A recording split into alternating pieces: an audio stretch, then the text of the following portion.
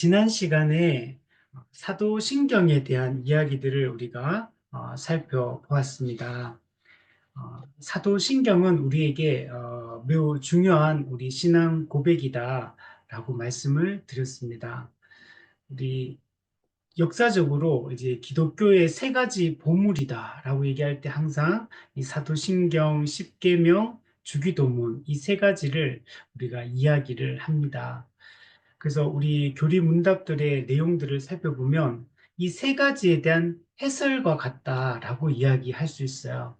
그래서 사도신경은 우리의 과거에 대한 우리가 무엇을 믿는지 어떤 신앙 고백을 하는지를 보여주고 있고 십계명은 우리가 은혜로 구원받은 자로서 어떻게 합당하게 이 복음적 삶을 살아야 되는가 우리 현재에 대한 이야기를 하고 있고 주기도문은 우리가 나아가야 될 방향, 우리가 기도해야 될 내용, 우리가 정말 소망하고 바라봐야 될 비전에 대한 이야기를 하는 것이 주기도문이다라고 이야기를 할 수 있습니다. 그래서 이 세 가지의 내용을 우리가 깊이 이렇게 연구하고 또 공부하는 게 정말 중요합니다. 그래서 기독교에서 우리 기독교가 양육을 하고 교육을 할때 다른 어떤 것보다도 이 세 가지를 우리가 잘 가르치고 이걸 반복적으로, 지속적으로, 정기적으로 이게 가르치는 게 되게 중요합니다. 우리가 한번 공부했다고 이게 우리가 확고하게 이걸 붙들고 사는 게 아니고 이걸 기억하고 사는 게 아니기 때문에 정기적으로 이걸 우리가 되새기는 작업을 하는 게 매우 중요합니다. 그래서 저희 교회 같은 경우는 매주 주일 예배 때 우리 신앙 고백을 할 때 이 세 가지를 다 같이 우리 읽고 이게 우리가 마음에 새기는 이 과정들을 거치거든요. 이게 세 가지를 하면 사실은 조금 시간이 걸릴 수 있으니까 사실 예배 시간이 한정돼 있으니까 저는 처음에 시작할 때는 조금 부담이 있었어요. 사도신 이 세 가지를 다 읽어야 되니까 시간이 걸리지만 그렇지만 이걸 제가 해야겠다라고 생각되는 게 이 공적인 이런 우리가 한 몸 된 지역교회에서 동일한 신앙 고백을 가지고 우리가 하나가 되어 살아가야 되는데 이걸 우리가 되새기는 과정들이 많지가 않은 거예요. 사도신경 같은 경우는 우리가 주 예배 때 이 신앙 고백을 보통 다 하지만 십계명이나 주기도문 같은 경우는 우리가 이걸 계속 생각하고 되새기는 이 과정들이 많이 없기 때문에 그래서 제가 일주일에 한 번, 주일 공예배 때는 이 세 가지를 다 우리가 마음에 되새기고 신앙 고백하는 시간을 가져야겠다라고 생각을 하고 이걸 이제 하기 이제 시작했는데 뭐 생각보다 시간은 그렇게 많이 걸리진 않더라고요. 그래서 어쨌든 간에 계속적으로 이 세 가지 우리가 붙드는 게 중요하고 특별히 이 사도신경 같은 경우는 우리가 무엇을 믿는지, 우리가 믿을 것에 대해서 이야기하는 게 사도신경이라고 말할 수 있습니다. 이 사도신경은 크게 보통 얘기할 때는 세 가지에 대해 얘기한다. 성부 하나님에 대하여, 성자 예수님에 대하여, 성령 하나님에 대하여 신앙 고백을 하고 있다. 이렇게 이야기를 할 수 있고, 이제 칼빈 같은 경우는 이걸 네 가지로 설명을 했습니다. 하나님과 예수님과 성령님과 교회에 대한 신앙 고백이다. 그래서 교회가 어떤 존재인지, 그리고 이 하나님이 베푸신, 교회에게 베푸신 그 은혜가 무엇인지, 이걸 이제 나누어서 이렇게 설명을 하고 있습니다. 그래서 이 교회는 삼위 하나님의 구원 사역의 결과로 탄생하게 된 거고, 그래서 이 교회가 어떤 존재인지에 대해까지 이 설명을 하고 있는 것을 볼 수 있습니다. 그래서 우리가 지난 시간에는 성부 하나님에 대한 이야기를 했습니다. 하나님의 이 사도신경에서 전능하사 천지를 만드신 하나님 아버지를 내가 믿사오며 이 사도신경은 네 번 믿사오며라는 말이 나오거든요.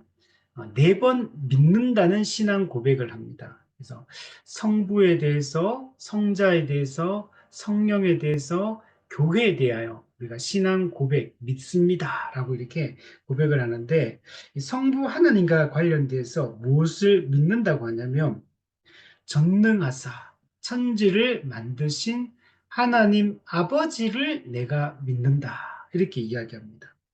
이 하나님에 대한 신앙 고백이 한 가지가 이렇게 등장하는데, 여기에는 하나님의 인격과 사역의 핵심이 여기에 담겨 있습니다. 우리가 기본적으로 우리가 이 하나님을 어떤 분으로 우리가 인식하냐면 우리가 창조주로 인식을 하고 있는 겁니다. 하나님은 창조하신 분이다. 그리고 이 창조하신 이 분은 어떤 분이냐? 전능하신 분. 그래서 전능하사 천지를 만드신 분. 우리가 이런 분으로 하나님을 고백을 합니다. 그리고 이분은 우리의 또 아버지가 되신다라고 말씀합니다.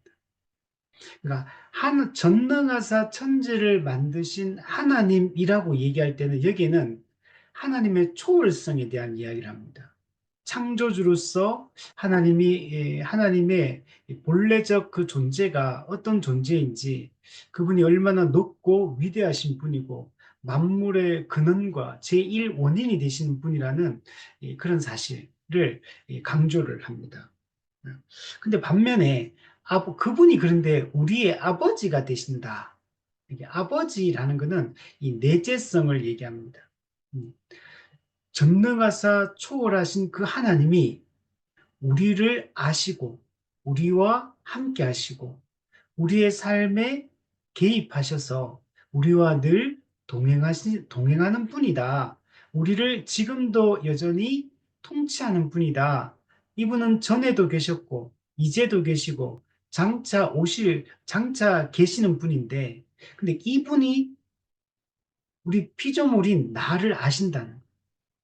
우리는 그냥 나라는 존재는 작은 존재에 그냥 불과한데, 근데 하나님 우리의 모든 것을 살피시고 우리의 모든 순간에 함께 하시고 계시지 않은 곳이 없어요. 바다 끝에 거할지라도 그곳에 계시고 우리가 하늘 끝에 있더라도 하나님은 우리와 함께 하시고 계시지 않은 곳이 없는 그분. 근데 그분이 우리의 아버지다. 우리의 좋으신 아버지고 그분을 우리가 아버지라 부른다는 얘기는 우리는 그분의 자녀다. 그분이 우리를 아시고 우리는 그분을 아버지라 부르는 이런 관계다. 그분의 모든 것을 상속받는 하나님 나라의 유업을 이어받는 그런 아들로서의 그 신분을 우리에게 주셨다. 하나님을 우리는 이런 분으로 믿는다라고 얘기를 합니다. 그러니까 이 짧은 한 문장의 신앙 고백이지만 사실은 요 문장 안에는 많은 것들을 사실 내포하고 있어요. 지금 제가 얘기한 거는 아주 짧게 잠깐 얘기한 거고 이게 하나님의 존재, 이분의 본질, 이분의 속성, 하나님의 성품, 하나님의 사역 이 모든 것에 대해서 우리가 신앙 고백을 해야 된다라고 말할 수 있습니다. 그래서 우리가 지난 시간에는 이 성부 하나님에 대한 우리 신앙 고백에 대해서 우리가 살펴보았습니다. 그래서 이 내용들을 뭐 하나하나 이렇게 다 따지고 이렇게는 할 수 없지만 큰 틀에서 성부 하나님이 어떤 분이신지 그 핵심적인 이야기들을 우리에게 말씀해 주고 있습니다. 특히 하나님은 또 이렇게 아버지로서 우리 삶에 개입하시고 섭리하시는 분인데 하나님의 그 통치와 그 섭리 영역 바깥에 있는 건 없어요. 모든 것이 하나님의 뜻 안에 있고 심지어 마귀의 활동, 악한 자의 활동까지도 하나님의 손 안에서 이루어지는 것이다. 하나님의 허락하심이 없으면 그 어떤 것도 이루어질 수 없다라고 말씀을 하고 있습니다. 또 하나님의 이 통치는 일반적 통치를 이 세상 모든 사람에게 이렇게 하고 마귀에게조차도 일반적 통치를 하지만 하나님이 자기 백성에게는 이 특별한 통치를 하신다. 아버지와 자녀의 관계 속에서 우리를 대하시고 우리 삶에 개입하시고 우리에게 우리와 함께 하신다. 이걸 우리가 분명히 믿을 필요가 있습니다. 그래서 우리 지난 시간에 이런 이야기들을 했고 오늘은 예수 그리스도에 대한 이 신앙 고백을 한번 살펴보려고 합니다. 그래서 오늘은 이 30문부터 해서 우리 45문까지를 한번 살펴보도록 하겠습니다. 우리 지난번에도 한번 얘기했지만 이 제네바 교리 문답 같은 경우는 다른 교리 문답들 같은 경우는 좀 약간 문장이 답의 내용이 좀 긴 편에 해당하는데 근데 이 제네바 교리 문답은 정말 짧게 그러니까 그냥 보통 다른 교리 문답은 한 문답 속에 하나의 주제를 거의 담아내듯이 이렇게 이제 쭉 설명하는 방식이라면 이 제네바 교리 문답은 이게 짧은 단답형의 질문들을 쭉 이어서 그래서 그걸 전체를 합치면 하나의 주제가 되는 거예요. 이게 그래서 좀 더 이게 단답형으로 질문을 하고 답을 하고 또 바로 논리를 이어서 또 질문이 넘어가고 이렇게 제네바 교리 문답은 좀 구성이 되어 있습니다. 그래서 문답 자체가 문항 자체가 되게 많다라고 이야기를 할 수 있습니다. 자, 오늘 우리 30문부터 45문까지를 한번 살펴보겠습니다. 우리 그 표제어에 보면 예수 그리스도 뭐라고 돼 있죠? 그래서 사도신경에서 예수 그리스도의 인격과 사역에 대해서 어떤 신앙 고백을 하는지를 잘 보여주고 있습니다. 자, 그 내용들을 한번 보면 30문부터 먼저 한번 볼게요. 이제 둘째 부분으로 들어가 봅시다. 네. 사도신경에서 예수님에 대한 신앙 고백이 어떤 게 나오는지를 설명을 하고 있습니다. 그 외아들 우리 주 예수 그리스도를 믿사오니. 네. 요거는 예수님의 인격에 대한 신앙 고백을 하고 있는 겁니다. 그러니까 사도신경이 총 12가지 신앙 고백 중에 하나님에 대한 신앙 고백이 한 가지고 그 다음에 예수님에 대한 신앙 고백은 6가지예요. 성령님에 대한 신앙 고백이 한 가지가 나오고 교회에 대한 신앙 고백이 4가지가 나옵니다. 예수님에 대한 신앙 고백이 제일 많아요. 예수님에 대한 신앙 고백은 인격에 대한 신앙 고백이 한 가지, 사역에 대한 신앙 고백이 5가지 해서 총 6가지의 그래서 예수님에 대한 신앙 고백이 가장 많이 자세하게 이렇게 등장을 하고 있다라는 걸 볼 수가 있습니다. 그래서 오늘 할 부분은 예수님의 인격에 대한 신앙 고백 이 부분을 이제 풀어서 설명을 해주고 있습니다. 답을 보시면 이제 그 외아들 우리 주 예수 그리스도를 믿사오니 네. 예수님을 믿습니다. 이렇게 신앙 고백을 하고 있습니다. 이게 중요한 거죠. 성경에서 말하는 그 예수님의 인격에 대해서 우리는 분명하게 바르게 알고 우리가 신앙 고백을 하는 것이 중요합니다. 그 외아들 예수님은 기본적으로 하나님의 아들이다. 이게 강조가 되고 있습니다. 우리 그 마태복음에서 베드로가 신앙 고백을 할 때도 그죠? 이 하나님의 아들이라고 이렇게 신앙 고백을 하는 걸 볼 수 있죠. 외아들, 독생자, 독생자. 근데 이 독생자라는 말은 하나님의 아들, 하나님의 유일한 아들이다. 이제 이런 의미로 쓰잖아요. 이 독생자라는 말을 쓰는데 그냥 단순히 독생자라는 말은 그냥 독자, 그냥 아들이 혼자 독자다. 이걸 강조한다기보다는 뭘 강조하냐면 그 본질이 우리 성도가 하나님을 아버지라고 부르고 우리가 하나님의 아들이다, 우리가 하나님의 자녀다라고 말할 때 그거하고 예수님이 하나님의 아들이다, 외아들, 독생자다라고 할 때는 그 의미가 다르다는 걸 지금 부각시키려고 하는 것.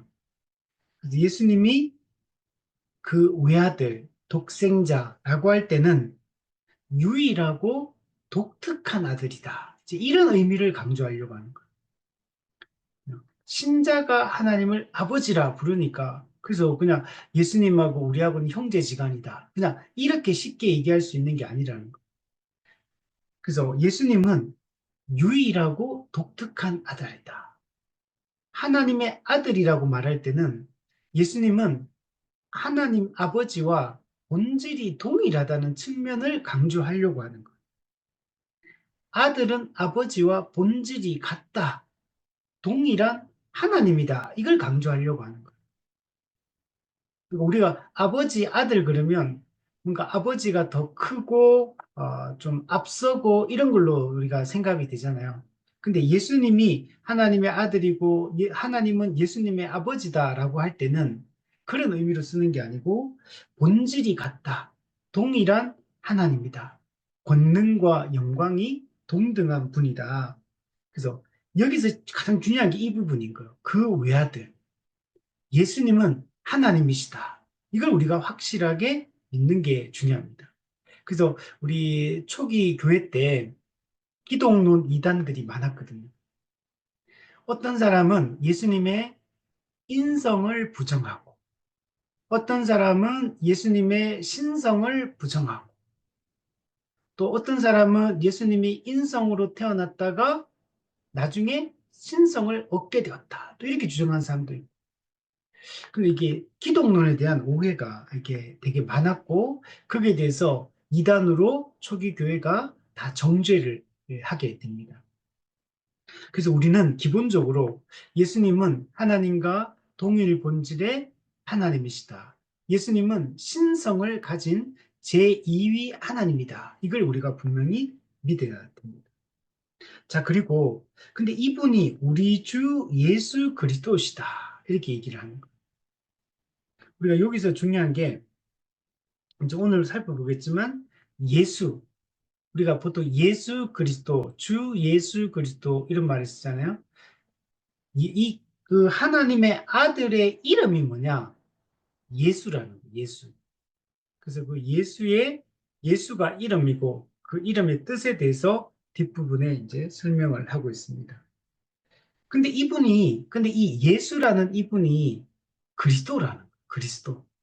구약에서는 메시아, 헬라어로는 신약에서는 그리스도, 예수가 그리스도다. 이렇게 신앙 고백을 하고 있고, 두 번째는 주 예수, 예수가 주시다.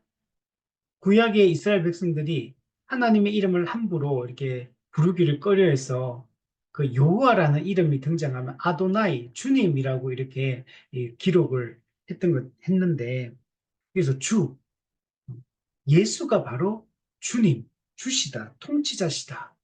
라고 고백을 하고 있습니다. 근데 이분이 어떤 누구의 그리스도고 누구의 주시냐? 우리 주 예수 그리스도.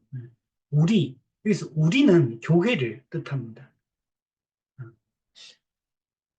교회를 구원하시고 교회의 주가 되사 교회를 통치하시는 그런 분이다. 라는 고백을 담고 있습니다. 그래서 이게 우리가 예수님을 지칭할 때 예수님 이렇게도 부르고 이분이 예수 그리스도시다.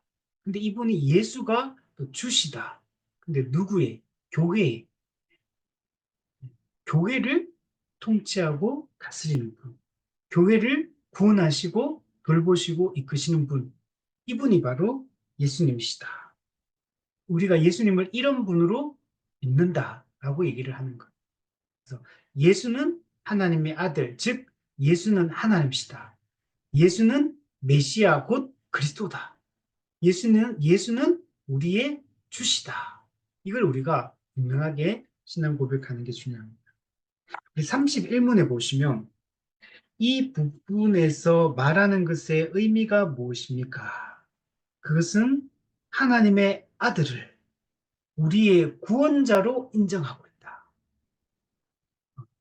이 땅에 인간의 몸을 입고 이 땅에 태어나신 이분이 원래 하나님의 아들이신데 이분이 죄인인 우리를 구원하는 구원자시다. 이 신앙 고백이 여기에 담겨 있다는 거예요. 자, 그리고 그분이 어떻게 우리를 죽음에서 구해내어 우리에게 구원을 얻게 해 주셨는가를 말하고 있습니다. 그죠? 근데, 그러면 이분은 제2위 하나님이신데, 이분은 신이신데, 이분이 어떻게 타락한 우리 죄인을 이 죽음, 영원한 이 지옥 형벌에서 우리를 구해내셨는가?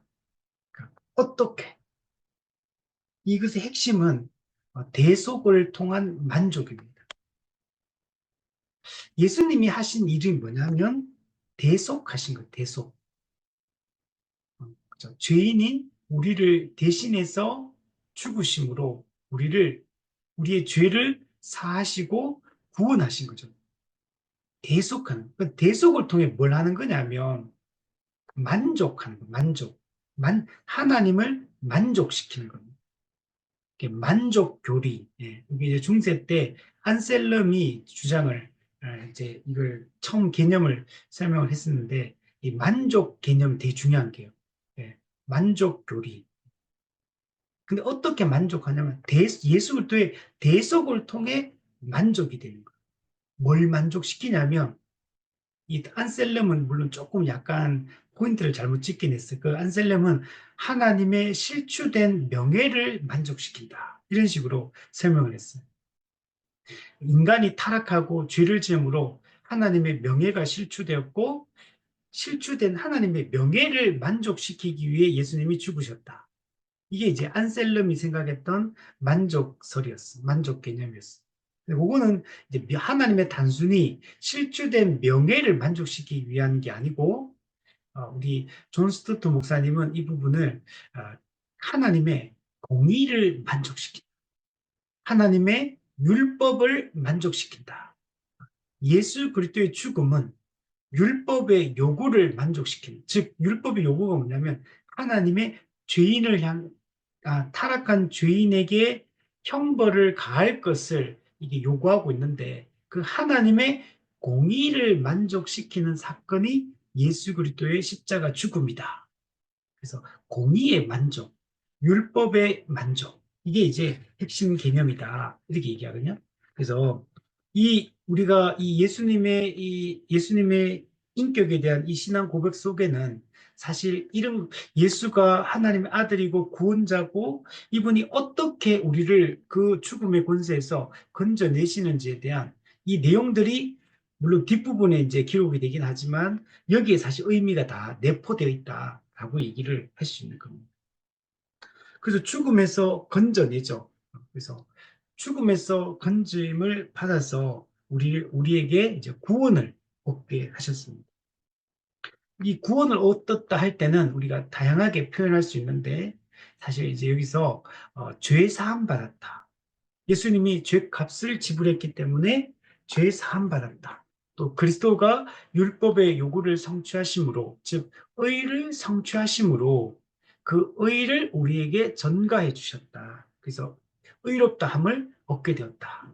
그래서 이게 우리가 얻은 구원을 설명하는 방식이죠. 죄 사함과 의롭다함을 우리가 얻게 되었다. 어떻게? 그리스도의 대속을 통해서 그 일이 이루어졌다.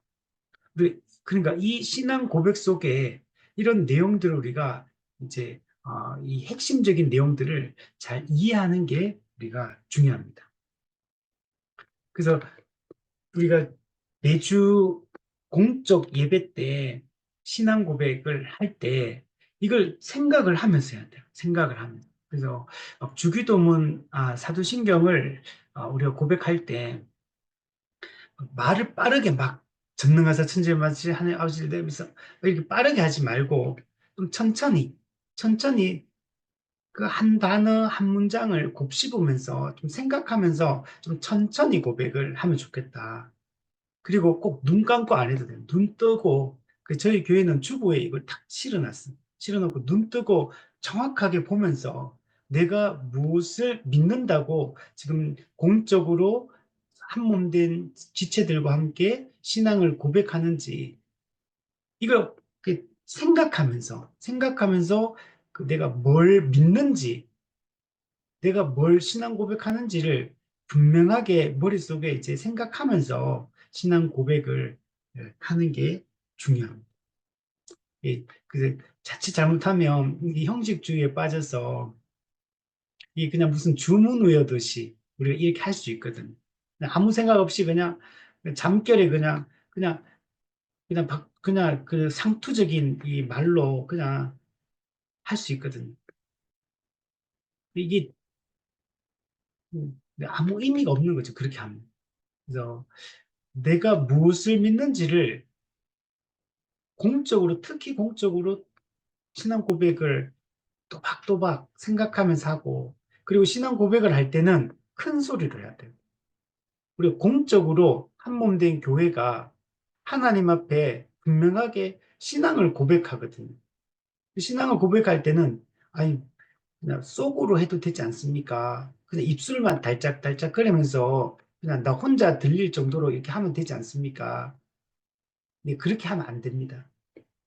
우리가 한 지역교회 한 몸으로 우리가 부름을 받아서 한 지역교회를 중심으로 보편교회됨을 누리며 살아가거든요.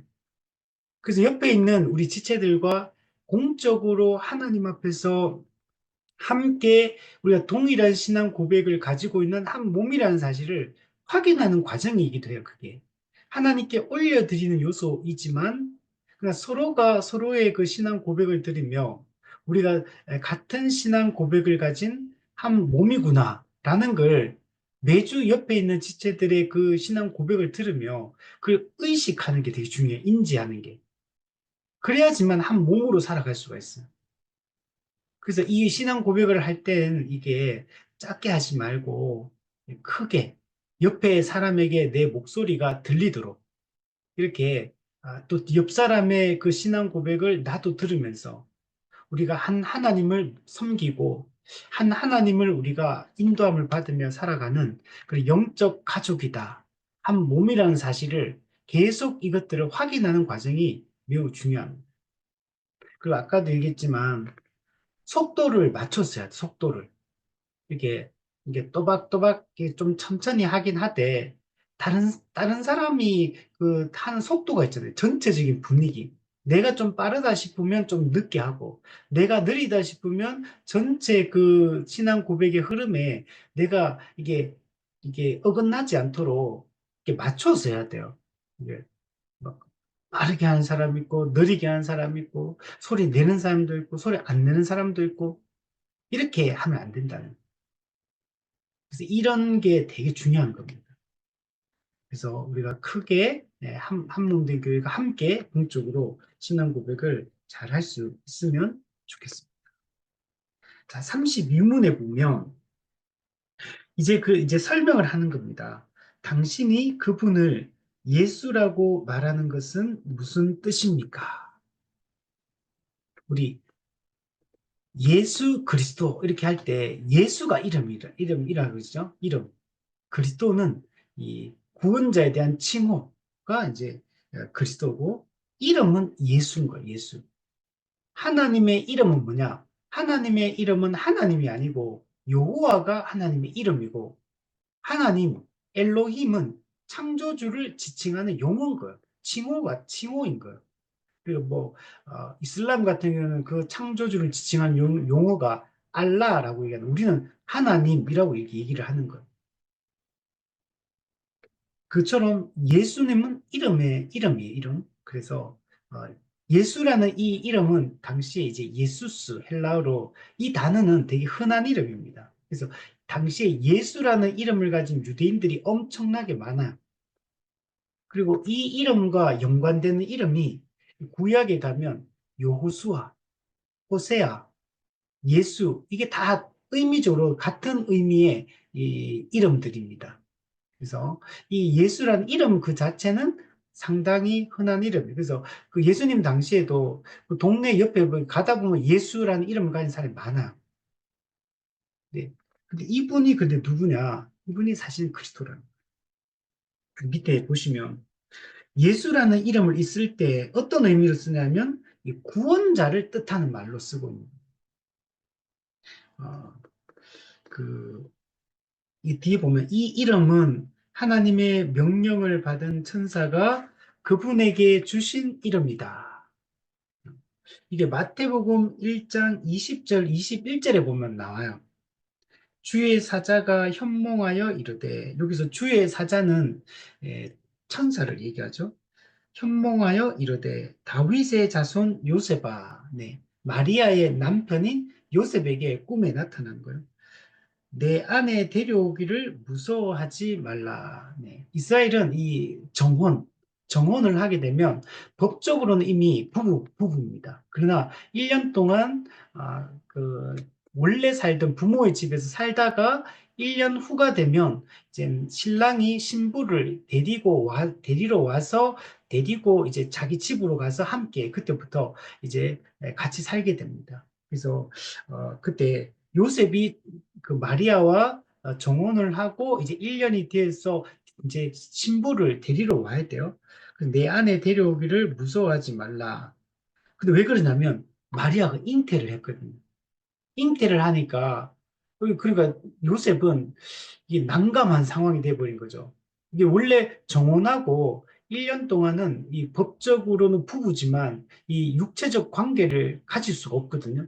근데 그렇게 안 그랬는데 이미 잉태돼 있으니까 요셉 입장에서는 너무나 난감한 상황이 돼버렸고, 그래서 요셉이 그러나 의로운 사람이기 때문에 가만히 끊고자 했다. 가만히 이 관계를 이제 정리하려고 생각을 했던 거예요. 네. 근데 이 천사가 나타나서 그에게 잉태된 자는 성령으로 된 것이다. 네. 그러니까 이게 사람과의 관계 속에서 잉태된 아이가 아니라는 거예요. 성령으로 잉태되었다. 그리고 아들을 낳으리니 이름을 예수라 하라. 그래서 예수님의 이름이 그러니까 천사를 통해 처음부터 마리아와 요셉에게 이게 주어진 겁니다.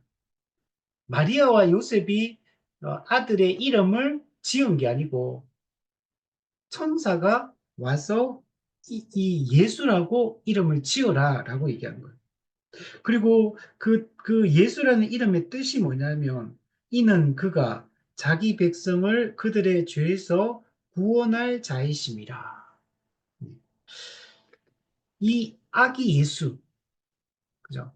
오직 그 동방 박사와 그 목자들만 이 아기 예수를 이제 알아보고 경배를 했는데 다른 사람 다 몰랐잖아요. 다 모르고 또 막 나중에 그 헤롯 대왕은 아기 예수를 죽이려고 하고 막 이렇게 하잖아요. 근데 이분이 원래는 그 누구냐면 자기 백성을 그들의 죄에서 구원할 자이신 거예요. 자기 백성이다 이런 말씀. 그러니까 이분이 왕이라는 얘기를 하는 거예요. 이 지금 말구유에서 태어난 이 구유에 태어난 이 아기, 그 이 아기가 원래 왕이신데 그 자기 백성이 있다는 자기 백성. 그 자기 백성을 그들의 죄에서 구원할 자이시다. 그러니까 이 예수라는 이름은 구원자라는 의미를 담고 있는 거예요. 구원의 이름이 바로 예수다. 라고 얘기를 할 수 있는 겁니다. 그들의 자기 백성을 그들의 죄에서 구원할 자다. 네. 그러니까 여기서 자기 백성께서 모든 백성, 모든 인간을 구원할 자 이렇게 말하지 않고 자기 백성이라고 하죠. 그래서 하나님이 예수님께 맡기신 사람들이 있는 거예요. 에베소 1장에 창세전에 하나님이 그 기쁘신 뜻대로 예정한 자들, 선택한 자들이 있어요. 로마서 9장 에서는 미워하고 야곱은 사랑하였다. 그러니까 선택한 자가 있고 유기한 자가 있는 거 원래. 인간은 스스로 타락했는데 그 타락한 인간 중에 일부를 하나님이 주권적으로 선택해서 구원하고 스스로 타락한 나머지 일부를 그냥 내버려 두시기로 하나님 작정하신 거예요. 창세전에 그것도. 그래서 하나님은 누구를 위해서 이 땅에 오셨느냐? 자기 백성을 그들의 죄에서 구원하기 위하여 오신 거예요. 그러니까 구원받는 자는 자기 백성만 구원받는 거고 자기 백성을 구원하기 위해 예수님은 성육신하시고 십자가에 죽으셨다라고 얘기하는 거예요. 그래서 이것을 우리 도르트 신조 우리 공부할 때 했던 것처럼 알미니안주의자들은 보편 속죄, 예수님은 모든 인류를 구원하기 위하여 십자가에 죽으셨다. 그러나 그가 스스로 믿는 자만 구원받는다. 이게 보편 속죄예요. 다 구원받는다고 말하진 않지만 예수님의 죽음 그 자체는 모든 사람을 구원하기 위하여 죽으셨다. 그러나 믿으면 구원받고 안 믿으면 구원 못 받는다. 이제 이게 알미니안의 보편주의라면 우리 칼빈주의, 개혁주의에서 얘기하는 것은 예수님이 이 땅에 오셔서 십자가 못 박혀 죽으신 것은 창세전에 하나님이 택하신 자기 백성을 구원하기 위하여 십자가에 죽으셨다. 그리고 실제로 그들만 성령의 효력 있는 부르심에 의하여 믿음의 말씀에 반응해서 실제로 구원을 받게 됩니다. 우리 성경에 보면 영생에 들어가는 자가 있고 영벌에 들어가는 자가 구분되잖아요. 모든 사람이 구원받는다고 성경은 말하지 않아요. 그리고 실제 결과적으로도 그렇지만 예수님이 십자가에 못 박혀 죽는 행위 그 자체도 모든 사람, 누구든지 믿으면 구원받을 수 있게 하기 위한 목적. 그죠? 그러면 자기한테 달려있는 거죠. 자기가 믿으면 자기가 선택하면 구원받는 거고 자기가 선택 안 하면 구원받는 이런 알미니안주의가 아니고 예수님의 죽음 자체가 택한 자기 백성을 구원하기 위하여 그들의 죄짐을 짊어지고 대속적 죽음을 죽으셨다. 이걸 우리 칼빈주의 교대 교리에서는 제한 속죄, 리미티드, 제한이 있는 거, 제한. 모든 사람을 위해 죽은 게 아니고 택한 자기 백성을 위하여 죽으신다. 제한 속죄를 얘기를 하고 있다는 겁니다. 이게 예수라는 이 이름, 천사를 통해 주어진 예수라는 이름의 뜻이다. 예수라는 이 이름을 주신 것 자체가 하나님께서 제2위 하나님을 성육신하게 하셔서 하시려고 하는 일이 무엇인가를, 그러니까 이름 속에 사역이 사실 담겨 있는 거예요. 이게 예수라는 이름이다 라고 우리가 생각을 해야 된다는 거예요. 33문에 보면 이 말은 예수님이 이 이름을 사람들로부터 얻었다는 것보다 더 가치가 있다는 말입니까? 네, 확실히 그렇습니다. 자, 예수라는 이름이 사람으로부터 얻은 이름이 아니에요. 예수라는 이름이 그 마리아와 요셉, 부모에 의해서 만들어진 이름도 아니고, 또 아니면 주변에 마리아와 요셉이 뭐, 그 주변에 존경하는 사람들로부터 이름을 받은 것도 아니라는 거예요. 예수라는 이름은 천사를 통해 전해진 거잖아요.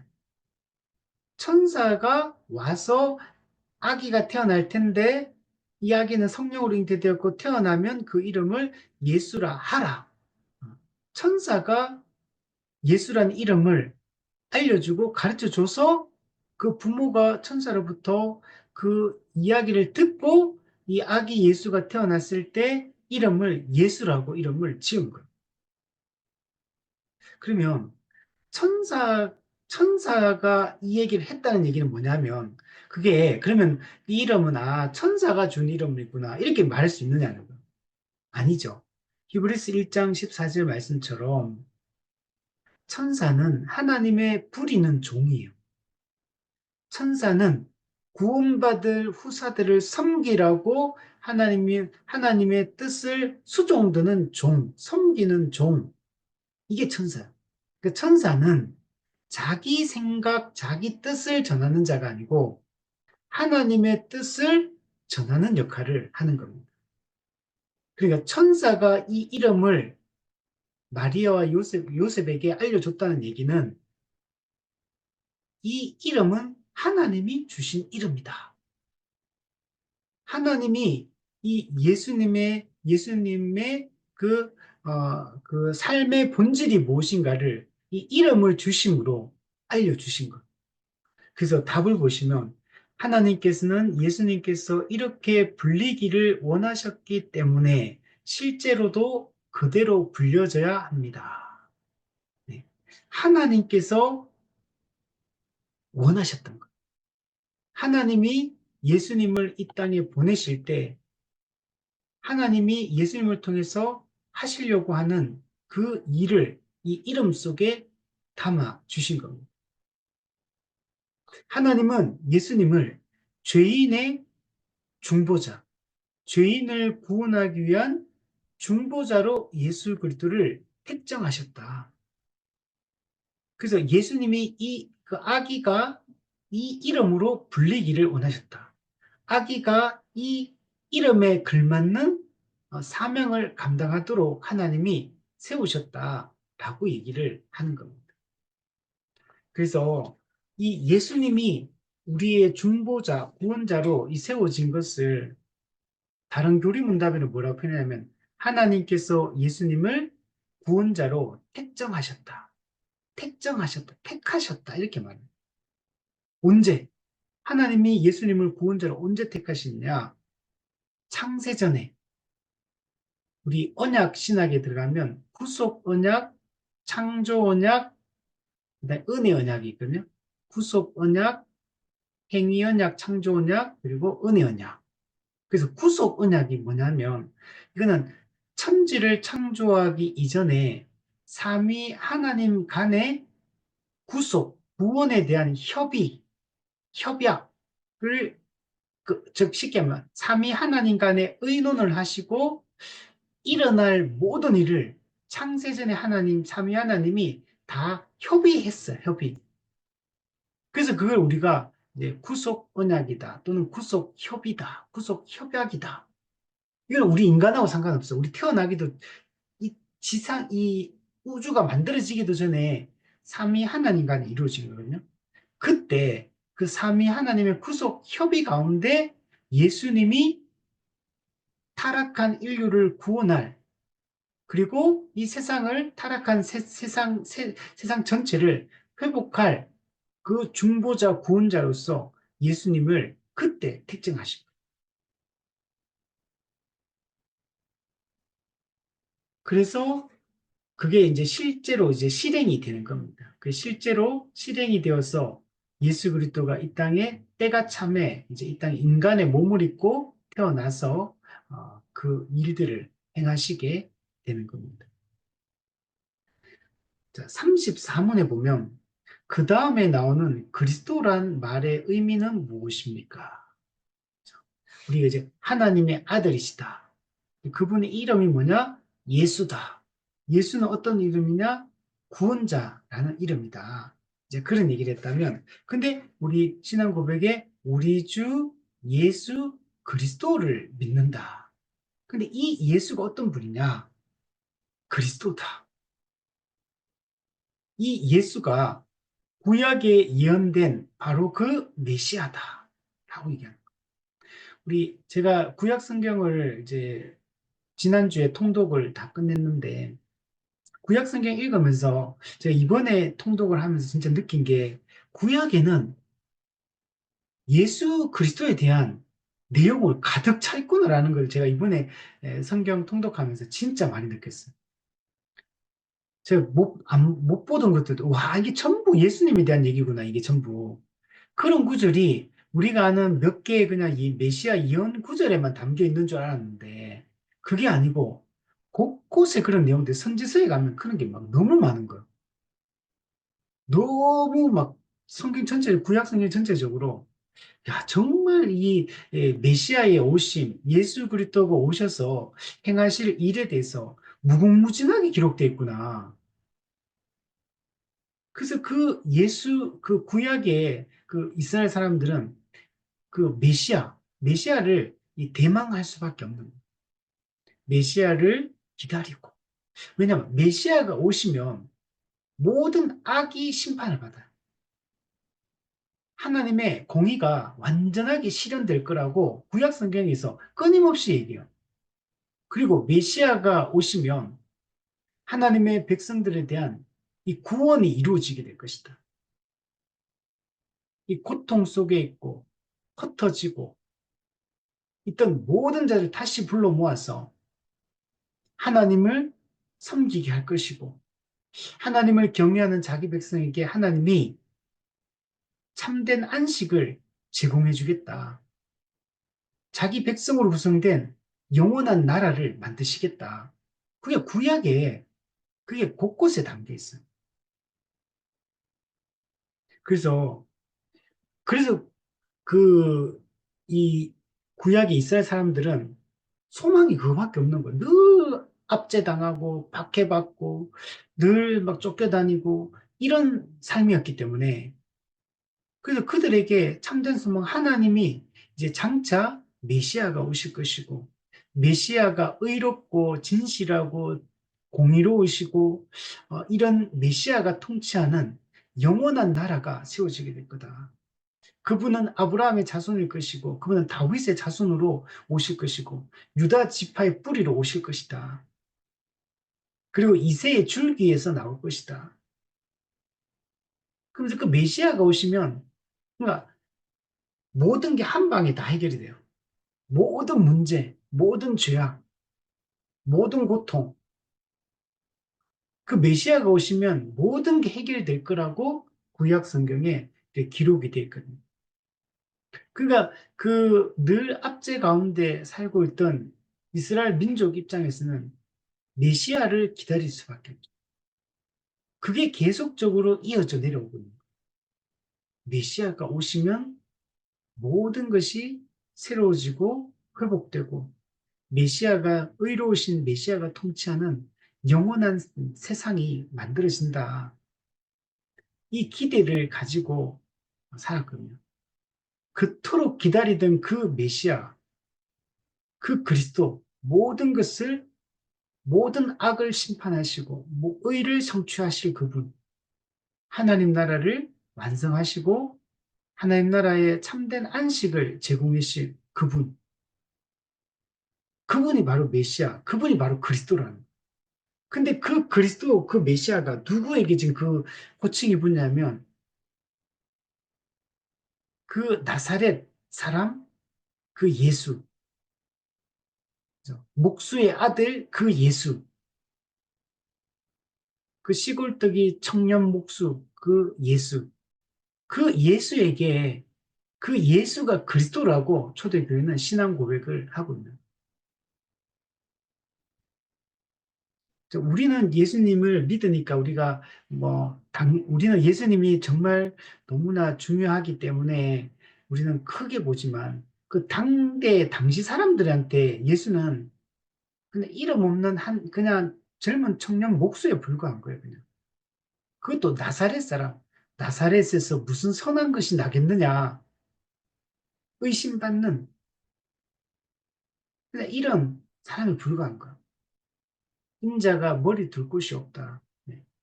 그러니까 떠돌면서 그냥 이렇게 다니던 그런 존재에 불과한 거야. 근데 그 예수를, 그리고 그 어떻게 됩니까? 반역죄, 신성 모독죄, 반역죄로 십자가에 못 박혀서 저주의 죽음을 죽은 실패한 사람. 이게 예수거든요. 그 당시로 보면. 근데 그 예수를 향해 메시아라고, 그리스도라고 신앙 고백을 초대교회가 하고 있는 겁니다. 그래서 이 그리스도라는 이 호칭이 되게 중요한 거예요. 그래서 밑에 답을 한번 보시면, 예수님의 일은 이 칭호를 통해 더 잘 설명되고 있습니다. 예수님의 일, 즉 예수님의 사역을 얘기하는 거예요. 예수님의 사역은 그리스도라는 이 칭호를 보면 예수님이 어떤 일을 하시는가를 잘 보여주고 있다는 거예요. 예수님이 어떻게 예수라는 이름에 걸맞게 구원자의 사명을 감당해야 되는데, 이 예수가 어떻게 구원자의 사명을 감당하는지를 드러내는 이 칭호가 그리스도라. 그리스도라는 이 칭호를 보면 예수가 어떻게 구원을 이루시는가를 우리는 알 수가 있다는 거예요. 그래서 예수님은 어떤 분이냐면 왕, 제사장, 선지자로 임명을 받기 위하여 하나님 아버지에 의해 기름 부음을 받았다는 것을 의미합니다. 예수가 그리스도다 할 때 이 그리스도라는 말은 기름 부음을 받은 자라는 뜻이거든요. 기름 부음을 받은 자. 하나님은 자신의 뜻을 이루기 위하여 주권적으로 택하시고 기름을 부어서 기름을 붓는 것을 임명하는 거거든요. 기름을 부어서 구별하시고 그리고 이 세 가지 직책을 수행하게 하셨다라고 얘기를 하는 겁니다.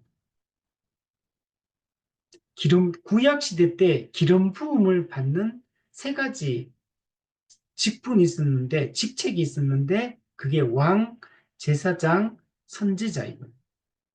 예수님이 메시아다, 그리스도다라고 할 때는 예수님은 왕의 역할, 제사장의 역할, 선지자의 역할을 하신다. 그리고 그 세 가지 그 직무를 수행함으로 구원을 이루신다라고 얘기를 할 수 있는 겁니다.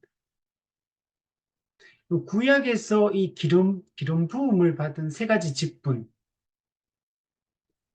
이거는 장차 오실 진정한 기름 부음을 받을 자에 대한, 여러분, 이거는 예표요 모형입니다. 구약에 세워진 선지자, 제사장, 왕은 장차 오실 그 그리스도, 메시아의 예표로서 구약에 그 세 가지 직분들이 등장을 하는 겁니다. 구약 성경에 보면 제사장이 등장하고 또 선지자들이 등장하고 또 인간 왕이 또 등장하죠. 그래서 이 세 가지 기름 부음을 받은 자들이 당시에 하나님의 뜻을 수행을 했거든요. 근데 이 세 가지 직무를 이제 누가 하느냐? 참된 그 메시아이신 예수 그리스도가 바로 이 일을 수행하셨다라고 지금 얘기를 하는 겁니다. 그리고 그리스도 기름 부음을 받은 자잖아요. 막 누가 기름을 부었느냐? 사람이 기름을 부은 게 아니라 하나님 아버지께서 기름을 부으셨다. 즉 예수님이 그 나사렛 예수가 정말 이 기름을 부어서 특별하게 구별되어서 구원자의 사명을 감당하는데 누가 임명했느냐? 하나님 아버지가 기름을 부어서 구원자로 임명하셨다라고 말하고 있습니다. 그래서 예수님의 출처는 하나님이신 거예요. 하나님이 보내셔서 우리 요한복음에 보면 하나님이 예수님에게 전할 말씀을 주시고 예수님이 이 땅에 메시아로 오셔서 행하실 사역을 하나님이 예수님한테 주시고 또 예수님이 구원해야 될 그 자기 백성 대상 그것도 하나님이 그 예수님께 그 자기 백성을 맡기셨다. 그래서 하나님께서 내게 맡기신 자들 중에 내가 하나도 잃어버리지 않는다. 이렇게 예수님 또 말씀하시거든요. 그러니까 그 영혼도 주시고 말씀도 주시고 타협도 주시고 하나님이 전부 예수님에게 주셨고 예수님은 그 모든 일을 성취하시고 일을 이루시는 것들을 볼 수가 있는 겁니다. 우리 35문에 보면 당신은 이 사실을 어떻게 압니까? 구약에 의하면 기름 붓는 예식은 이런 세 가지 일에 적용되고 있다. 그죠? 왕, 제사장, 선지자에게 기름 붓는 예식이 행해지게 됩니다. 또한 그분에게 이런 일들이 거듭해서 인정되고 있습니다. 자, 그 말은 구약에서는 그 인간 왕, 인간 제사장, 인간 선지자에게 기름을 부었는데 이 기름을 붓는 예식이 신약 시대에 딱 넘어오면 누구에게 이게 이루어지냐면 예수님께 이루어진다. 이런 일들이 예수님이 왕, 제사장, 선지자로서 하나님으로부터 기름 부음을 받으셨다. 구약의 삼중직이 수행하던 그 모든 일들이 이제는 신약에서 예수 그리스도 한 사람을 통해, 한 분을 통해 이 세 가지 직무가 다 수행되고 있다라고 얘기를 하고 있는 겁니다. 우리 36문에 보면 그분은 어떤 종류의 기름에 의해 기름 부음을 받으셨습니까? 고대 왕들이나 제사장, 선지자들의 경우와 같이 눈에 보이는 기름이 아니었습니다. 네. 물론 구약 시대 때는 그 제사장이나 세울 때 그게 실제적 그 기름을 붓죠. 실제로 기름을. 근데 예수님이 기름을 부을 때 그런 뭐 참기름이든 들기름이든 무슨 기름이든 간에 뭔가를 그 무슨 그 외적인 기름을 예수님한테 이렇게 붓는다. 이런 게 중요한 게 아니, 그렇게 했다는 게 아니라 성령님의 의한 것이었다. 성령님의 은혜에 의한 것이다. 즉, 우리가 보통 이제 성령의 기름 부음 이런 표현을 쓰잖아요. 우리 그 사도행전에도 보면 이런 말씀은 예수님한테 성령을 기름 붓듯 하셨다. 이런 표현을 쓰거든요. 성령의 은혜에 의한 기름 부음이다. 성령에 의한 기름 부음이 이루어졌다라고 얘기를 해야 된다. 사람에 의해서 외적으로 이루어지는 그 기름 부음은 뒤에 보시면 외적 기름 부음의 그 본질적인 것은 바로 성령님의 기름 부음을 얘기합니다. 성령님의 은혜를 얘기를 하고 있는 겁니다. 37문에 보면 자, 그리고 이제 설명을 하는 거예요. 왕직, 제사장직, 선지자직에 대한 이야기를 이제 39문까지 하고 있습니다. 자, 37문에 그리스도가 통치하는 왕국은 어떤 형태입니까? 자, 이건 예수님의 왕직에 대한 설명을 하려고 하는 겁니다. 그죠? 예수님은 어, 다윗의 후손으로 오십니다. 이새의 줄기에서 나온다고요. 그래서 다윗의 후손으로 근데 그 사무엘하 7장의 다윗 언약에 보면 영원한 왕권에 대한 약속을 하십니다. 영원한 왕권, 영원한 나라에 대한 약속을 하시는데 바로 이 사무엘하 7장의 다윗 언약, 다윗의 후손으로 오실 그 메시아에 의하여 영원한 나라가 세워지고 영원한 통치가 이루어지게 될 것에 대한 이 약속이, 이 언약이 누구에게서 성취되냐면 예수 그리스도에게서 성취가 되는 겁니다. 예수 그리스도는 만왕의 왕이 되시고 만주의 주가 되십니다. 근데 예수님의 이 통치는 지금 어떻게 이루어지냐면 영적인 거, 영적인 거.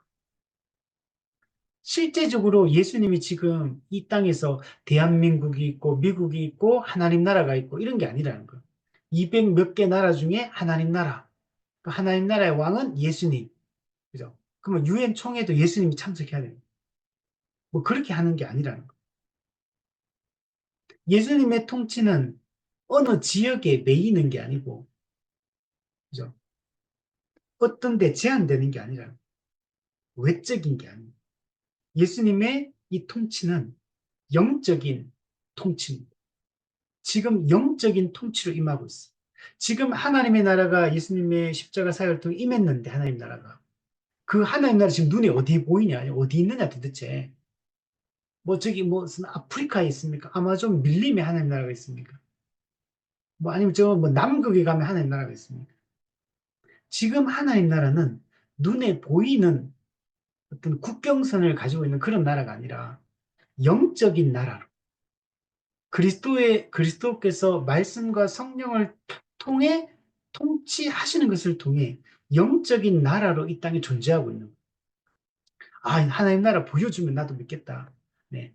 우리가 그 직접 보여줄 수는 없지만 그게 교회를 통해 하나님 나라 통치가 하나님 나라가 이 땅에 존재한다는 사실이 가시적으로 각연적으로 교회를 통해 현시되고 있는 거예요.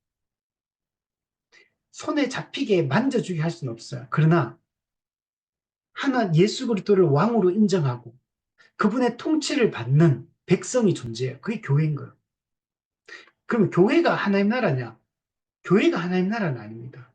아직 교회도 완성되지 않았고, 교회 하나님의 백성도 완성되지 않았고, 하나님 나라도 완성이 안 됐어요. 그래서 교회가 하나님 나라는 아니지만, 교회가 하나님 나라를 보여주는 역할, 드러내주는 역할을 현재 하고 있고, 그 영적인 나라, 그리스도의 영적인 통치가, 그 그리스도의 영적인 왕적 통치가 실제로 존재하고 있다는 사실이 그의 백성인 교회가 그분의 말씀에 순종하여 그분을 왕으로 인정하고 살아가는 걸 통해 이 땅에 가시적으로 이런 드러나고 있는 겁니다. 이 그리스도가 통치하는 왕국, 이 그리스도의 나라 또는 성경 하나님 나라, 이 나라는 의와 생명을 지니고 있는 말씀과 성령으로 이루어져 있습니다. 네. 네. 그리스도는 지금 어떻게 통치하느냐? 말씀과 그 말씀을 통해 역사하신 성령님을 통하여 지금 역사하고 있는 말씀과 성령을 통한 그리스도의 왕적 통치가 현재 이루어지고 있고 그리스도의 왕적 통치의 특징은 뭐냐면 의와 생명, 의와 생명. 이 세상 마귀의 통치는 이 불의, 죽음 이런 게 그 특징이라면 그리스도의 통치의 특징은 의와 생명인 겁니다. 의가 지배하는 나라, 생명이 영적 생명이 지배하는 세상. 이게 하나님 나라인 겁니다. 이거는 오직 이 그리스도의 왕적 통치는 이 특별 통치예요. 특별 통치. 관계 회복을 통해 그 왕과 백성으로서의 관계가 형성될 때만 이루어지는 통치를 말하는 거예요. 그래서 이거 누구에게만 이루어질 수밖에 없냐면 참으로 믿는 자, 참으로 믿고 거듭난 자에게만 그리스도의 통치가 이루어지게 됩니다. 거듭나지 않은 사람에게는 그리스도의 통치가 이루어지지 않아요. 아니요, 저는 교회를 가는데, 저 예배를 드리는, 저는 말씀을 읽는데요. 아니, 그걸 종교 생활을 한다고 그리스도 통치가 이루어지지 않아요. 왜냐하면 아직 관계 형성이 안 됐어요. 그리스도가 거듭나지 않은 사람의 왕이 아니에요. 그는 그리스도의 통치에 말씀에 순종하는 자도 아니고, 그의 백성도 아니에요. 오히려 진노 아래 있는 그런 존재에 불과한 거예요. 자, 우리 37문을 우리 한번 보면, 38문을 보면, 딱 좀, 그래서 그리스도의 통치는 또 그 교회를 보호하고 또 공의를 시행하고 정말 세상을 주관하면서 하나님의 나라를 이 땅에서 실현하고 또 재림을 통해 그 나라를 이 땅에 완전히 실현하시게 여러분 될 겁니다. 그래서 우리가 주기도문에서도 하나님의 뜻이 하늘에서 이루어진 것처럼 땅에서도 이루어지기를 원하나이다 이렇게 하잖아요. 그래서 하나님의 뜻이 하늘에서 이루어진 것처럼 이 땅에도 이루어지기를 우리는 기도해야 돼요. 이 땅에서 그 하나님 뜻이 그 나라가 임하옵시며도 나라가 임하시오며 나라가 임하는 것도 이 땅에 현재 이 땅에 임해야 돼요. 이 땅에 현재 성취가 돼, 이 땅에서부터. 그리고 재림을 통해 그 통치가 그 완성이 돼야 됩니다. 그 뜻이 완전히 이 땅에서도 이루어지도록 해야 돼요. 그래서 우선 우리가 이미 이곳에서 현재 지금 이곳에서 그 나라를 누리고 그 나라가 구현되어지도록 해야 되고 그 누구를 통해 이루어지냐면 교회를 통해 이루어져요. 참된 복음을 가진 교회, 참된 복음을 통해 한 몸으로 말씀에 순종하며 거룩하게 살아가는 것을 통해 이 땅에 하나님 나라가 구현이 되게 되는 겁니다. 우리 38문에 보면 그리스도는 또한 제사장 직무를 수행을 하시게 됩니다. 하나님의 뜻에 맞는 제사, 희생을 드림으로써 하나님의 은혜와 사랑을 우리는 얻게 되고 또 하나님의 진노를 막기 위하여 하나님 앞에 나아가는 직분이자 권한이 제사장직. 예수님이 이 제사장직을 수행을 하십니다. 이 그리스도의 제사장직의 핵심은 율법의 요구에 따라 하나님의 진노를 담당하는 겁니다. 죄인이 담당해야 될 하나님의 진노, 하나님의 저주, 하나님의 심판, 이걸 예수가 인류의 대표가 되셔서 우리 대신 그 하나님의 진노를, 저주를 받으셔야, 하나님의 그 공의로운 심판을 예수 그리스도가 받으셔야 합니다. 예수님은 완전한 제물이시면서 예수님은 완전한 대제사장이기도 합니다. 예수님은 희생제물, 화목제물, 대속제물, 속죄 제물로서 하나님의 진노, 하나님의 저주를 받으셔서 십자가에 못 박혀 죽으시고 나무에 달린 자마다 저주를 받은 것이다.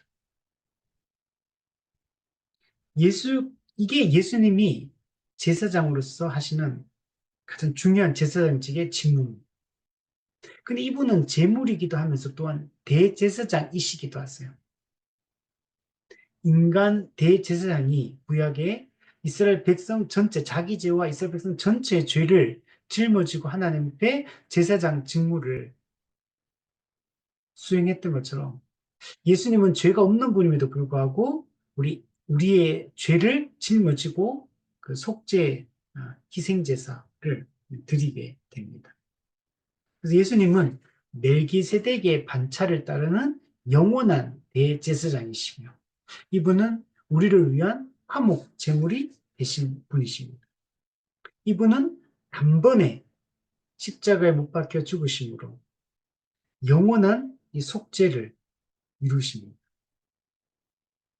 예수 그리스도의 이 형벌 대속적 죽음을 통해 하나님의 진노는 제거되고 우리는 하나님 앞에 담대히 나아갈 수 있게 된 겁니다.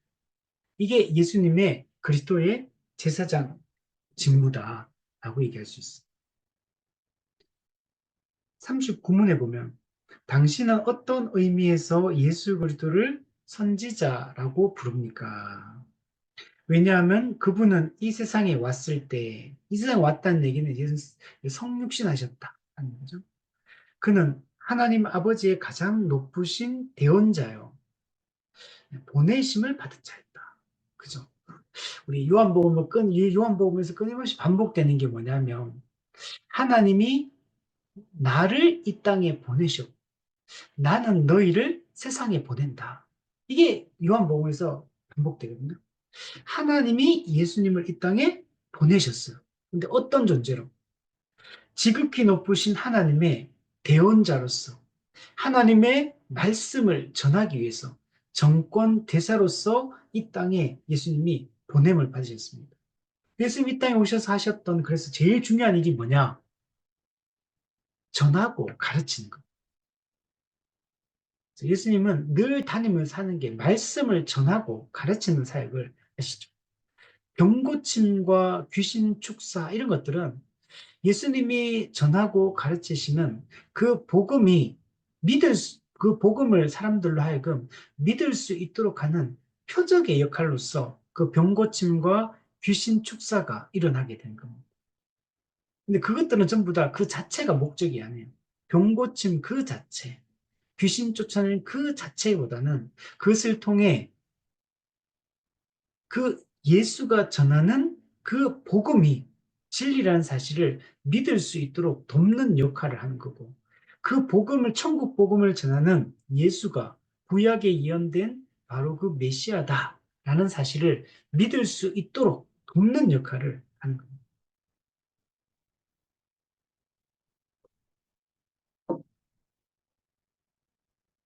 이제 또한 하나님의 뜻을 세상에 분명히 밝혀 주셨으며, 그리고 모든 예언들과 계시를 완성시키셨기 때문입니다. 그죠? 예수님은 하나님의 뜻을 세상에 전하셨습니다. 예수님을 통해서만 우리는 천국 복음을 우리는 들을 수가 있습니다. 예수님은 구약에 예언된 모든 그 예언들, 그 모든 계시를 완성시키는 분이고 그 예언의 성취로서 예수님이 이 땅에 오셨습니다. 예수님이 하신 모든 말씀은 하나님 아버지로부터 받은 말씀이고 그리고 예수님은 하나님으로부터 받았던 그 모든 말씀을 한 말씀도 빼놓지 않고 우리에게 다 전하셨다, 가르치셨다라고 말씀하고 있습니다.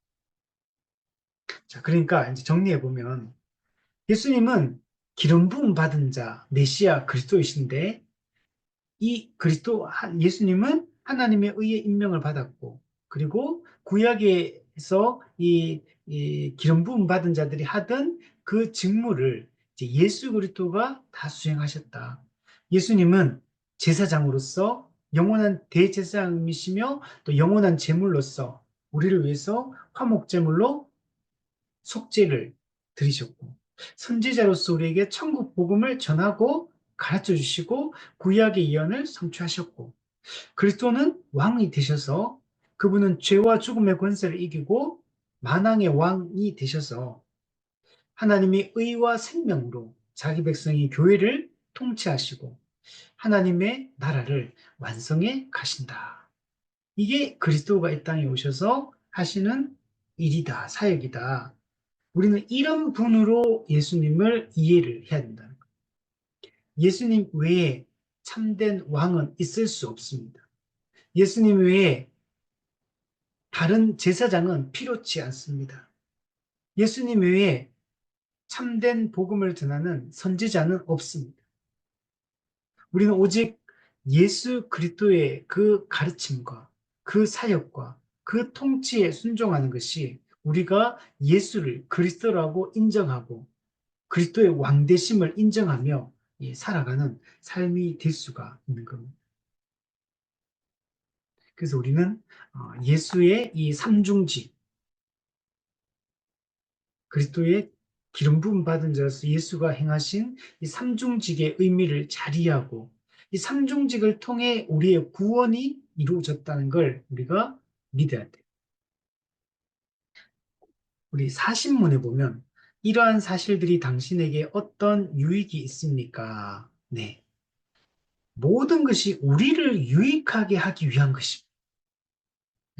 예수가 이 땅에 성육신하시고 이런 삼중직을 수행하시고 하셨던 이 모든 일은 죄인인 우리를 구원하기 위한 우리의 유익을 위하여 예수님은 낮고 천한 모습으로 이 땅에 오셔서 그 빌립보서 2장의 말씀처럼 하나님과 동등됨을 취하지 아니하시고 자기를 낮추시고 자기를 비우시고 죽기까지 복종하신 그 목적이 뭐냐?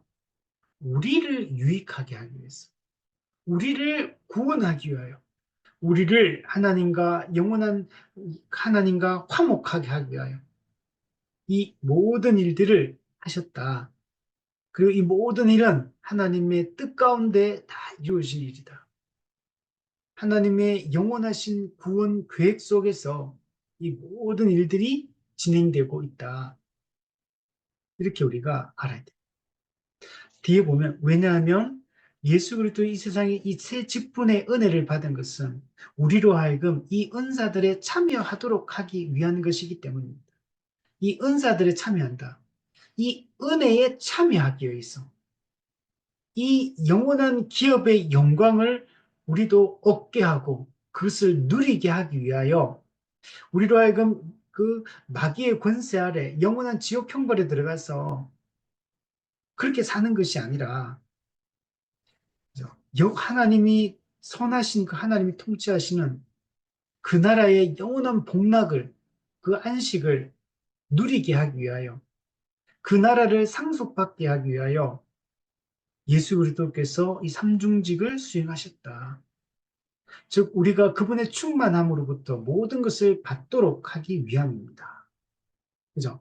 우리를 이 그리스도의 삼중직 때문에 우리는 그리스도와 연합하게 돼요. 우리는 그리스도의 모든 것을 받아 누려요.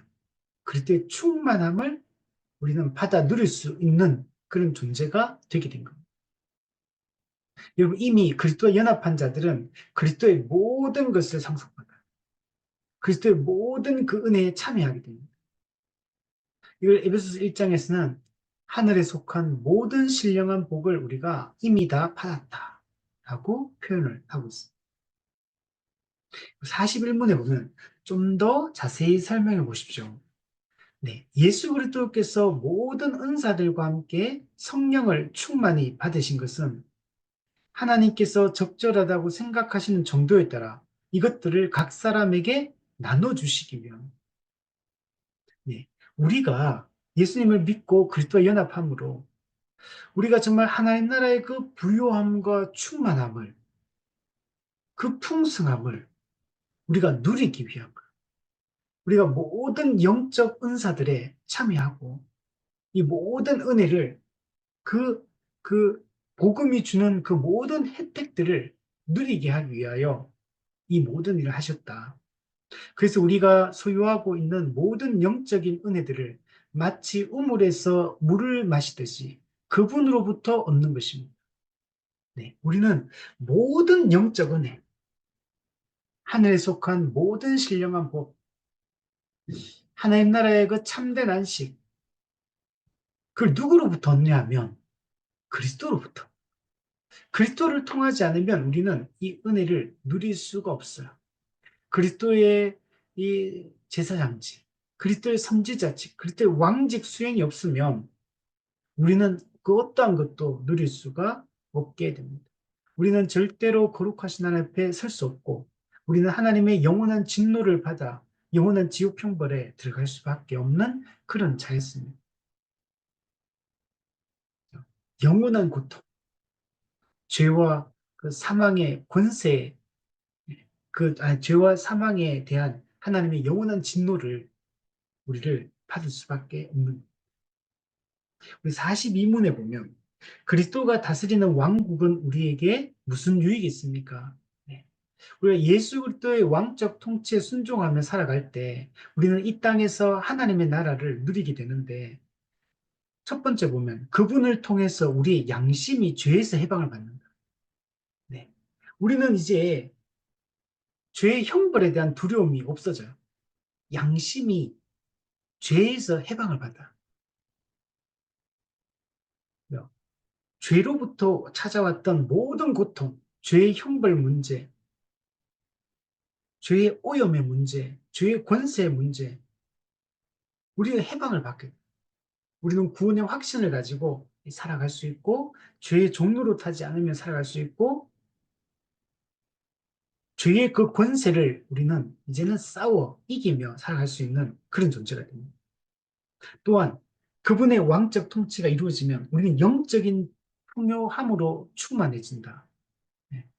모든 영적인 풍요한 은혜들을 우리는 다 누리게 돼요. 그래서 우리는 의롭고 거룩한 삶을 살 수 있게 돼요. 우리가 과거에는 죄를 지을 수밖에 없는 자였는데 거룩하게 살아갈 수 없고 거룩하게 살 의지도 없고 거룩하게 살아갈 능력도 없는 그런 존재였는데 이제는 우리가 그리스도와 연합해서 그리스도의 그 주시는 그 능력과 힘으로 우리는 이제 정말 거룩하게 살아갈 수 있고 그전에 영적인 빈곤함, 영적 메마름이 있었다면 이제는 그리스도의 정말 통치를 받으며 우리가 영적 풍요로움을 경험하며 우리는 살 수가 있게 됐습니다. 또한 우리는 우리 영혼의 적인 악마, 마귀와 죄와 육신과 세상을 이길 수 있는 능력을 소유하게 되었다는 것입니다. 우리가 이제는 죄에 대해 죽은 자, 하나님께 대하여 산 자가 되었기 때문에 이제는 우리가 이 죄에 지는 자가 아니라 피 흘리기까지 죄와 싸우며 죄를 이길 수 있는 능력을 가진 존재로 바뀌게 된 거예요. 마귀를 대적하라. 이제는 마귀를 대적하고 이제 마귀를 이제 우리가 두려워하지 않으며 물리치며 살아갈 수 있는 그런 존재가 된 겁니다. 죄를 지을 수밖에 없던 자가 이제는 죄를 짓지 않을 수 있는 그런 존재로 존재의 변화가 일어나게 되었습니다. 우리는 이제 죄를 미워하는 마음을 갖게 됐어요. 과거에는 거듭나기 전에는 죄에 대한 이 호기심과 열망과 이런 게 있었다면 이제는 죄를 미워하고 죄를 혐오하는 마음이 우리 가운데 들어오게 됩니다. 그래서 이제는 거듭난 성도들은 죄와 싸우기 시작합니다. 자기 몸을 쳐서 복종시키며 살아가요. 몸의 행실을 제어하며 살아가기 시작합니다. 43문에 보면 그리스도의 제사장직은 우리에게 무슨 유익이 있습니까? 첫째로 그리스도께서는 이 직분을 통해서 우리들을 하나님 아버지와 화해시키는 중보자가 되셨다는 것입니다. 그래서 이게 제일 크죠. 우리는 원래 하나님과 친밀하고 화목한 자였어. 그러나 타락함으로 말미암아 하나님과의 그 화목함이 깨어지게 되었습니다. 하나님은 더 이상 우리에게 호의적인 분이 아니에요. 죄인을 향한 하나님의 그 거룩하신 하나님은 죄인을 향하여 진노하고 공의로운 심판을 시행하시는 분입니다. 근데 우리 같은 자가 두려워서 떨고 하나님 앞에 서는 것을 무서워하던 하나님을 피하여 숨던 나무 사이에 숨던 우리가 이제는 하나님 예수 그리스도의 이 화목제물 대신 이 대속적 죽음을 통해서 우리는 하나님 아버지와 화해하게 된 거예요. 화목하게 된 거예요. 그래서 이제는 우리가 성소에 들어갈 담력을 얻게 됐어요. 거룩하신 하나님 앞에 이제는 담대함으로 확신을 가지고 그 자녀됨에 대한 확신, 의롭다함에 대한 확신을 가지고 우리는 하나님께 나아갈 수 있는 그런 자. 그러나 믿지 않는 자들은 하나님은 여전히 두려운 심판자요 재판장일 수밖에 없습니다. 둘째로 그리스도의 제사장 직분을 통해서 우리는 하나님 앞에 나아가 우리 자신으로부터 나오는 모든 것과 함께 우리 자신을 하나님께 제물로 바칠 수 있는 길을 얻게 되었다는 것입니다. 네. 여러분, 예수님이 화목 제물이 되시니까 이제도 우리도 신자들도 이제 하나님께 우리 자신을 영원한 산 제물로 이제 드릴 수 있게 된 거예요. 그죠? 예수님은 희생 제물, 화목 제물이 되셨어요. 근데 성경에 보면 신약의 교회도 이 교회도 우리 자신을 산 제물로 살아있는 제물로 하나님께 이제 드리며 살아야 된다. 드릴 수 있는 자가 되었고 그런 삶을 살아야 된다라고 얘기를 하거든요. 이게 우리한테 우리가 받은 엄청난 은혜인 겁니다. 그런데 여기서 예수님의 제물 되심과 우리가 산 제물이 되는 것은 의미가 달라요. 예수님의 제물 되심은 화목제물, 하나님의 죄에 대한 하나님의 진노를 담당하기 위한 희생 제물의 성격을 가지고 있다면 대속 제물의 성격을 가지고 있다면 예수님을 믿고 그리스도와 연합함으로 우리가 하나님께 우리 자신을 제물로 드린다고 할 때 이 제물은 그런 죄에 대한 형벌을 받는 제물을 얘기하는 게 아니라 우리가 드리는 산 제물은 구원받은 하나님의 은혜에 감격해서 그 하나님을 인정하고 그분의 말씀에 순종하여 거룩하게 살아가는 이 거룩한 삶의 예배를 산 제물로 드린다라고 얘기하는 거예요. 그러니까, 그죠? 제물로 드린다는 말은 똑같은 말 같지만 전혀 다른 성격의 말이다. 그래서 이제는 이게 엄청 은혜예요. 원래 우리는 하나님을 알지도 못했고 하나님의 뜻에 순종할 능력도 없고 하나님을 예배할 마음도 없고 의지도 없던 자였어요. 그리고 실제로 우리는 타락한 죄의 정욕을 따라 자기 욕망을 따라 살아가던 자지 자기 육체의 욕심을 끊고 죄의 정욕을 끊고 성령이 주는 거룩한 열망을 따라서 이제는 거룩하게 살아가려고 하는 이런 존재로 바뀌게 된 거는 놀라운 은혜를 받았다. 죄인은 그런 존재가 아니거든요. 근데 우리에게는 그런 은혜가 임했고, 이제는 우리가 거룩한 산 제물로 이제는 말씀을 순종하여 거룩의 열매를 맺으며 살아가는 그런 존재로 되었다는 것은 그리스도의 제사장직이 주는 우리의 유익이라고 할 수 있는 거예요. 때문에 우리는 이 그리스도의 제사장직에 참여하고 있는 유익을 얻게 된 것입니다. 여러분, 그리스도의 삼중직은 그리스도만 수행하신 게 아니에요. 예수 그리스도가 선지자, 왕, 제사장으로서 이 직무를 수행하셨잖아요. 이제 예수님을 믿고 그리스도와 연합한 교회도 이제 교회가 이 삼중직을 수행하며 우리가 살아가는 겁니다. 그리스도와 연합했기 때문에 그리스도의 말씀을 우리도 하고 그리스도와 연합했기 때문에 그리스도가 행하시던 정말 그 복음 전파의 사역, 그 그리스도의 통치의 사역, 그리고 자기 자신을 산재물로 드리는 이 사역을 우리도 하는 겁니다. 그리고 우리가 이제 뭘 합니까? 우리가 선지자직을 교회가 어떻게 합니까? 세상에 복음을 전파하고 복음을 가르쳐요. 이게 교회가 세상을 향하여 이 선지자 직무를 수행하는 겁니다. 우리가 왕직, 그리스도가 영원한 왕으로서 통치하시는데 우리도 똑같아요. 말씀과 성령의 은혜를 덧입어서 우리가 말씀에 순종함으로 이 통치의 사역을 이어가는 거예요, 교회가. 그리스도의 왕직, 그리스도가 교회를 세상을 통치하듯이 교회도 그리스도의 그 왕권을 위임받아서 우리가 그분의 말씀을 가지고 말씀으로 통치하고 다스리는 이런 사명을 교회도 감당하고 있는 거예요. 그래서 그리스도의 삼중직이 그리스도 연합한 교회도 거기에 동참한다. 근데 아까도 이제 제사장직은 우리의 의미가 예수님과 우리는 의미가 다르다라고 얘기를 했죠. 자, 43문에 보면 그리스도 선지자직은 우리에게 무슨 유익이 있습니까? 이 직분이 주 예수님께 주어진 것은 그분이 당신의 백성들의 주와 교사가 되기 위해서입니다. 그죠? 우리 예수님이 이 땅에 오지 않았다면 우리는 복음을 들을 수가 없습니다. 예수님이 천국 복음을 가르쳐 주지 않았다면 우리는 진리를 알지 못했을 것입니다.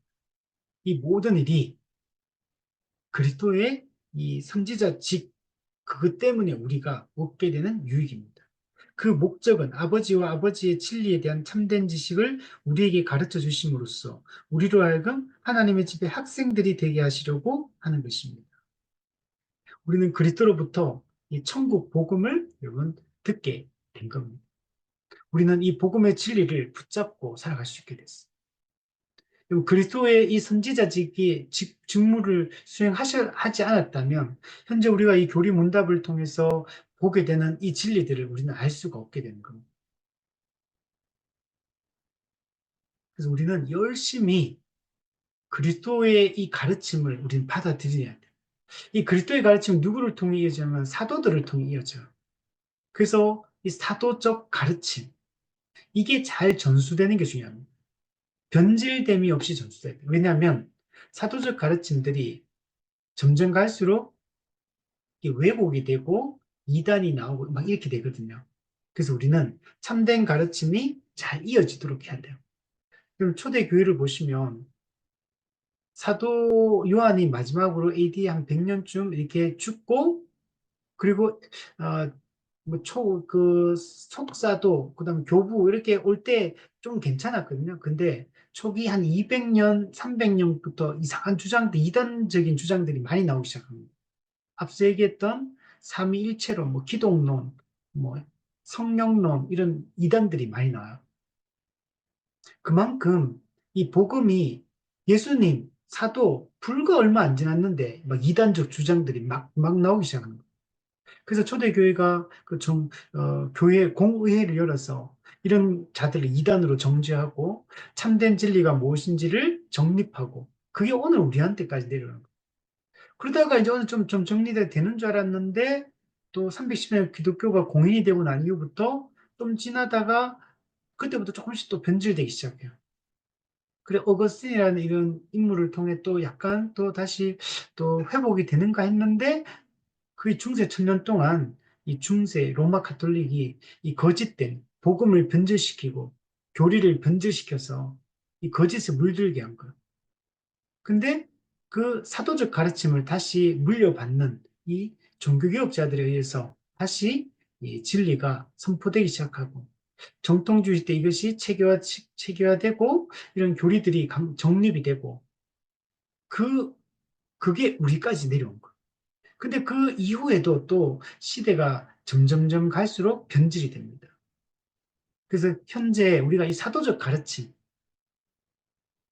역사적 기독교가 신앙 고백했던 이 사도신경의 신앙 고백이 일치하는 이런 사도적 가르침, 이게 교회 4대 속성 중에 사도성인 거예요. 이걸 견고하게 붙잡고 있는 교회가 많지 않은 겁니다. 지금 교회라 이름하는 곳은 많지만, 그러나 이 정말 이 사도적 가르침, 사도성에, 그래서 교회 4대 속성, 거룩성, 통일성, 보편성, 사도성, 이 4대 속성이 선명하게 드러나는 이 참된 교회가 많지 않은 겁니다. 그래서 우리가 이 진리들을 확고하게 붙잡는 게 너무 중요하고, 그러니까 우리 우선은 내가 이걸 알아야 돼요. 내가 이걸 알기 위해서는 어떻게 해야 되느냐? 개인이 막 찾아다닙니까? 개인이 막 돌아다니면서 막 배우러 다니고 이렇게 하는 게 아니라 교회가 그 일을 해야 돼요. 지역교회가. 지역교회 그 일을 하라고 목사를 세워준 거거든요. 지역교회가 목회자가 정말 중요한 역할이에요. 정말 복음이 변질됨이 없이 풍성하고 선명하게 정확하게 진리가 전달될 수 있도록 해야 되고, 그렇게 하기 위해서는 목회자는 늘 공부하는 사람이어야 돼요. 신학자가 돼요, 신학자. 목회자가 목사 신학자가 되지 않으면 이 진리를 정확하게 전달할 수가 없어요. 계속 거짓된 가르침들을 가르치게 되고, 그러면 성도들은 영적인 그 빈곤함에 허덕이게 되는 거고, 진리를 분별하지 못하고 이렇게 되는 거죠. 자, 마지막 45문에 보면, 그러면 당신이 결론 짓는 것은 결국 이 그리스도라는 칭호가 하나님께서 당신의 아들에게 주신 이 세 가지 직분들을 포함하고 있는데, 그 목적은 이 직분들의 열매와 능력을 당신의 백성들에게 전달해 주시기 위함이라고 말하는 것입니까? 그렇습니다. 이 그리스도라는 칭호는 이 세 가지 직분을 포함하고 있어요. 이 직무를 포함하고 있고, 그래서 목적은 이 직분이 성취한 열매와 능력을 하나님의 백성들, 예수님의 자기 백성들에게 전달해 주기 위해서 그, 그, 그 혜택, 그 유익을 실제적으로 하나님의 택한 백성들이 누리게 하기 위해서. 그래서 정말 죄사함과 의롭다함을 받고 하나님과 화목하게 되고 그리스도의 통치와 보호를 받으며 그리스도의 다스림을 받으며 하나님 나라의 안식을 누리며 이 땅을 살아갈 수 있도록 하기 위하여 그리스도께서 이 삼중직을 수행하셨다. 이렇게 이야기를 할 수 있습니다.